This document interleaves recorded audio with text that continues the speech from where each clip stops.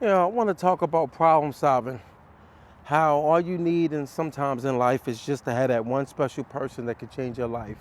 It can come from a job, opportunity somebody gives you. Um, a lot of times we look at it as someone looking out for you. Um, a lot of things, Sometimes just a helping hand for someone to just be right there at the right time. And sometimes timing is everything. And along with timing comes, patience. Because a lot of times people don't come do for you when you want them to. Sometimes it's just someone coming through for you when you least expect it. And sometimes they don't even know that you can actually help them out. I think a lot of us probably experience this in life. If depending on what kind of person you are, people normally will look out for you if they see that you're in need and they got your back. But at the same time, you show in return that you respect and you got gratitude, you know. But the reason why I brought this story up is because I've been right now going through some tough times, but I'm doing a lot better now. Financially, I went through a downfall where as though, I was out of work for a while. But this is really not about me trying to get back on my feet. It's about me being back. I'm back at work. I'm doing my thing.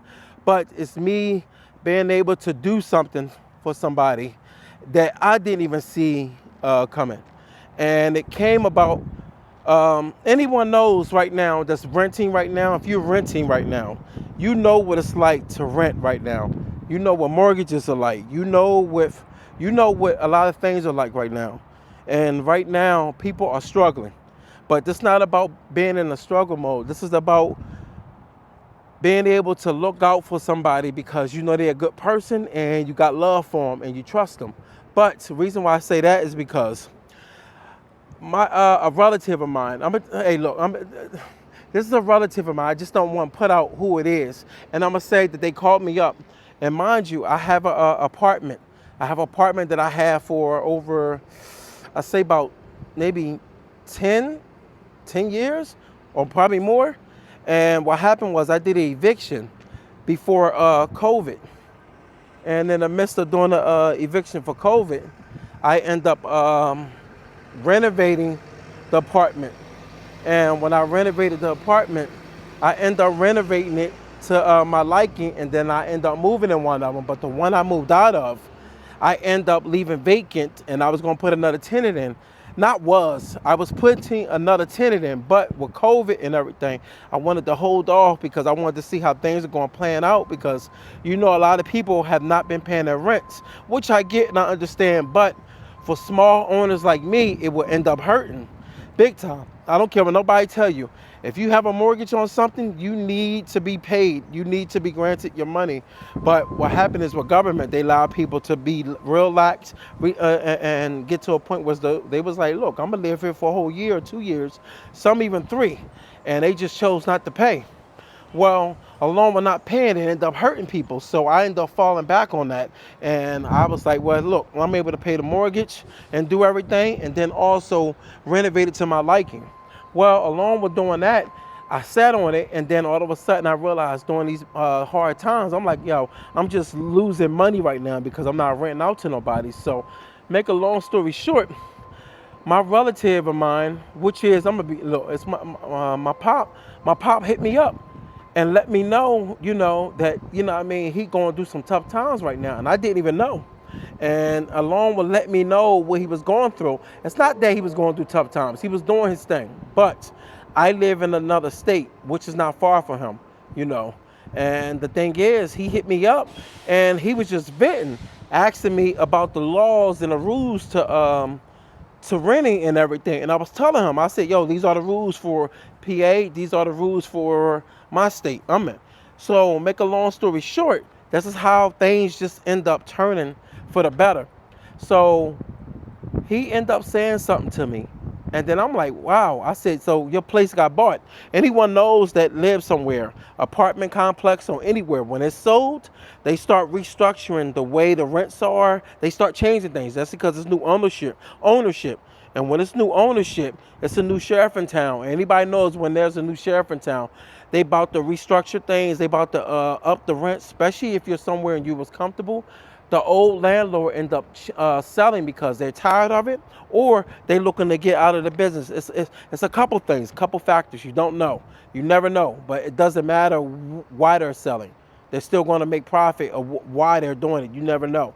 So at the end of the day, what happened was they sold it, and then next thing you know, the new people that own the place let them know with a letter, which this is only right. This is how you do it the proper way, and they did it the proper way. They notify all the tenants that the rents are going to be going up. Now, mind you, this is very acceptable, and I'm gonna tell you why it's acceptable. A lot of times when people are in places and they've been renting for maybe a couple years or several years, they get comfortable. Especially in the, I'm gonna just say predominantly, a lot of times the low income areas or the hood, they normally rent low, and because they're trying to keep people.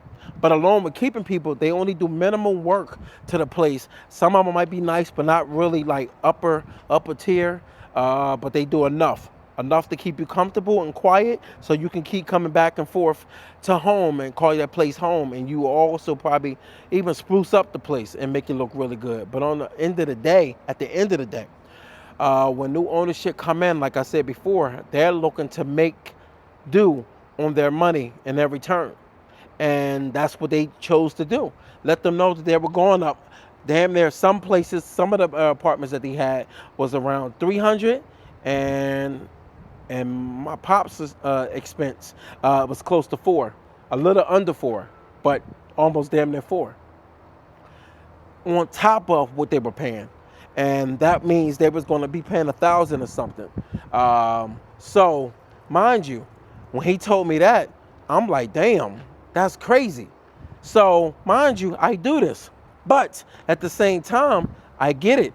And I'm not one of the ones, that's messed up. Only people that say it's messed up is the ones that never owned and they don't understand how it works. You have to make money.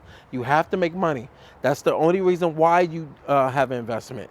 But along with having that investment, it made me sit back and be like, damn, that's crazy you going through that. So he was just venting to me. And along with venting to me, I was just telling him, yo, do these things. Like, I was just giving him advice. And I was letting him know that, look, this is what you're going to have to do. I just broke it down to him. And he got quiet because I understand. I got it. I understand. I wasn't dumbfounded to what he was going through, but I understood what he was going through. And so what I did was I just let him know, from there. And next thing you know, maybe 20 or 30 minutes pass. I'm off of the phone. I'm walking through my spot, and because I live in one of the apartments, but it's a nice, spacious, big apartment. But it's an apartment I own, and it's multiple units.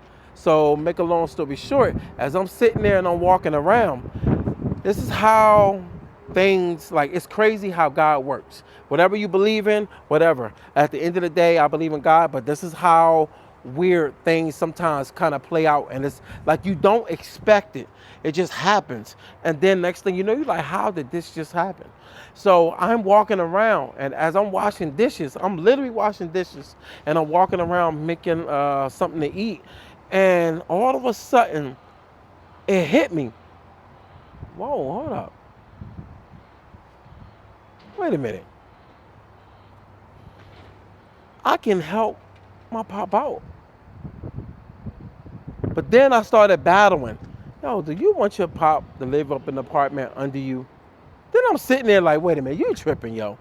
You know what I'm learning in life? I can only speak of just my culture. I can't speak of everybody. Just my culture. We do have a hard time doing things with our families, especially when we see a lot of turmoil in families. And the crazy part about it is, I don't advise to do this for every family member, but I would advise that if you have a family member that's a stand-up person, not a person you love, take love out. Take love out. Take love out.